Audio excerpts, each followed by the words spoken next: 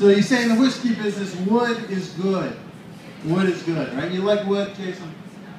Who doesn't? I know. See, he calls me all the time. He's like, Rob, I just can't get enough wood.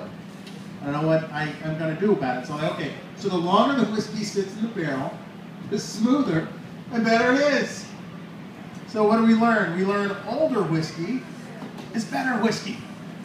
So Filibuster is Washington, D.C.'s first post-prohibition whiskey.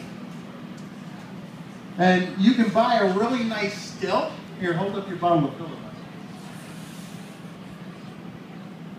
Who's got the bigger Filibuster? Yeah. You. That's right. So you can buy a really nice still, and you can make this. This is called White Dog or White Lightning, right? It's very, very tasty if you like jet fuel. If you drink too much of it, it will make you blind as well. You know what else will make you blind if you do too much of it there?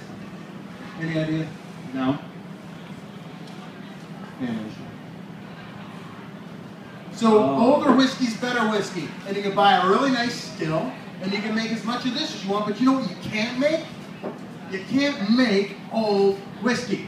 Only time can do that, and we unfortunately do not have a time machine. Love machine, we got it. Time machine, not so much. So what we do at Filibuster is we are what is called independent bottlers.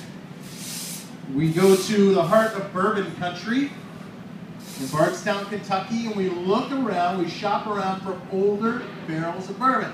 And when we taste them, when we find one we like, we blend them. We marry them together. Our master blender marries them together. It makes a good sipping whiskey. Now, most people would stop there, put it in bottles, ship it off, and regain their investments. But this is where Filibuster is a little bit different than any other whiskey in the market. Whiskey is a quintessentially American product if it's from Bourbon County, right? Bourbon, we're talking bourbon. So we take the bourbon, and instead of putting it right in a bottle, we go to California and we buy Chardonnay barrels. Used Chardonnay barrels to make Chardonnay wine.